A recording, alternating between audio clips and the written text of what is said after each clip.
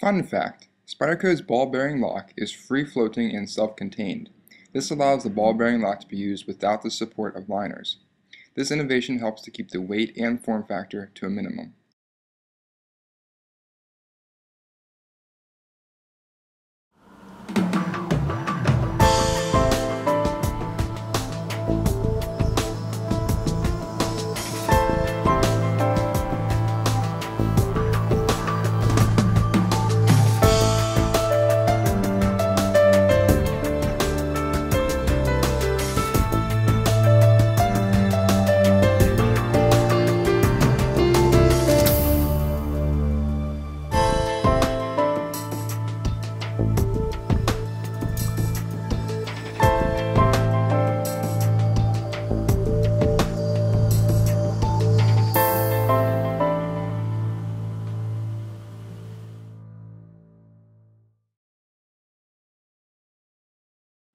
On the left, we have the Zero Tolerance 0350, followed by the Spyderco Manix 2, and then the Spyderco UK PK, and finally the Benchmade Mini Griptilian.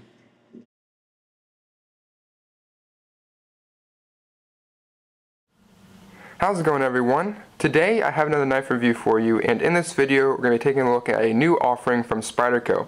The knife that you see in front of you is the Spyderco Manix 2 with the translucent blue handle scales. This is a knife, or at least the Manix has been a knife that I've wanted for a long time, but really didn't find the model that I wanted specifically.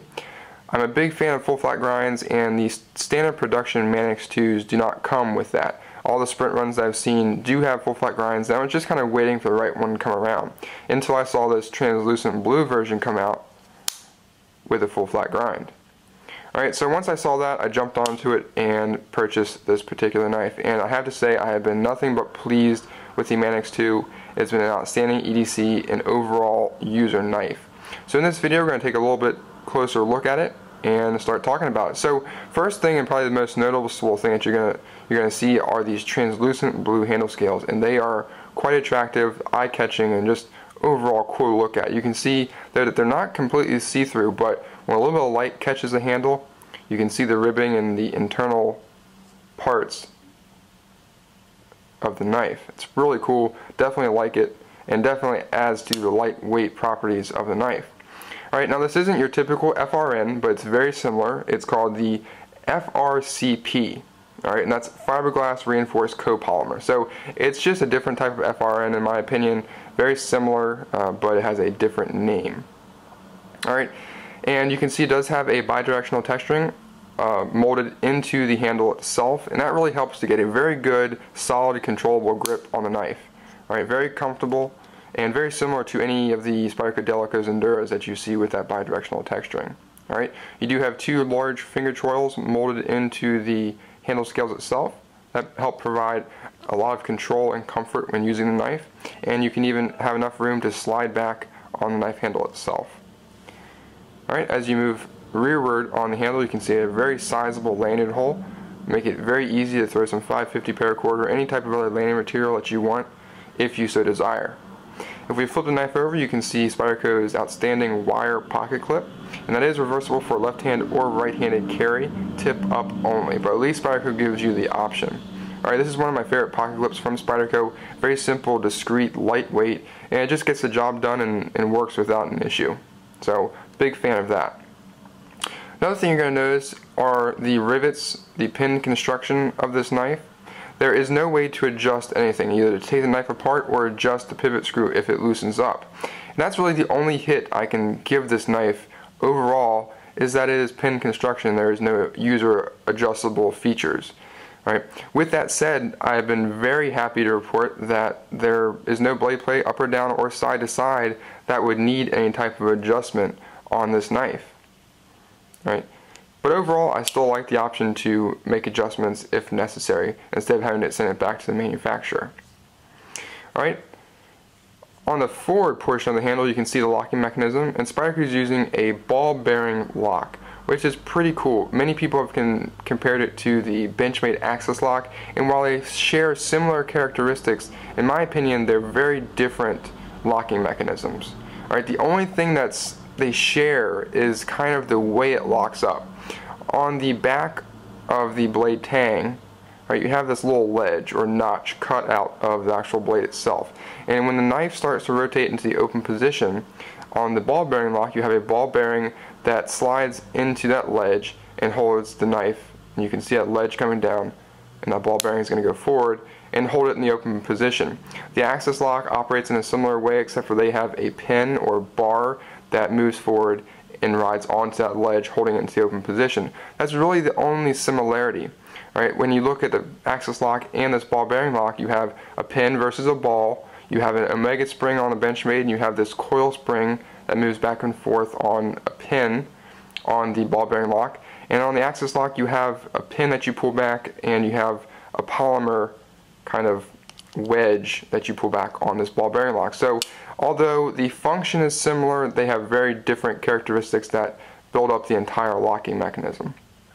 Overall, I'm a big fan. I think this is a very smooth, very secure, and very strong way to lock up a knife. Right, I haven't had any problems with it, and from the factory it came extremely smooth and extremely fast and has stayed that way the entire time I've used it. So I've been very happy with it. It's extremely easy to close one-handed, as you saw there. Right, very similar to an axis lock again. Right, it is ramped and does have some jimping, which provides a very controllable and secure way to close a knife, and I really enjoy it. I don't have any complaints. It's been a great system, and I really enjoy it, and hope Spyderco starts to include this locking mechanism in more of their production knives. Okay? Now, the Spyderco opening hole is oversized and helps deploy the knife. It's extremely fast and extremely easy to deploy, as you can see there. You can see the Spyderco logo there, as well as Spyderco CTS BD1 stamped on the blade. Now, CTS BD1 is a carpenter steel. I am not a steel expert, although I did a little research and found that Sal Glusser, the owner of Spyderco, compares this steel very closely to Gen 1, if anyone is familiar with that.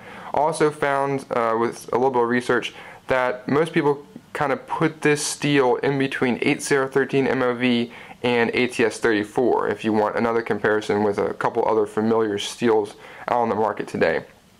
Overall, I've been very impressed with it. It is definitely one of these softer steels that you're going to have to sharpen a little bit more often if you're going to be using it in any type of hard tasks. Although this knife I would not recommend that you beat up on. It's more of a light duty utility or EDC knife. It's definitely not as strong or I don't know, thrashable as the regular production Manix with a G10 and 154 cm blade. It's just not built to be really beat up on, in my opinion. But with that said, everything I've thrown at it, whether it be simple cardboard boxes or to opening hard plastic packages, it's performed well, and it's held its edge and done an extremely good job at that. Okay, on the back of the blade here you can see stamped Golden, Colorado, USA Earth, so it's outstanding to see that this Manix is made in the United States, and also has Eric Glusser's logo on the blade. Again, full flat ground, really outstanding. Love that grind. It's a great slicer. It performs extremely well. Okay, you can see a little bit of jimping on the thumb ramp here, as well as in the finger trolls. The jimping is molded into the copolymer handle, and it just provides a secure and comfortable grip when using the knife.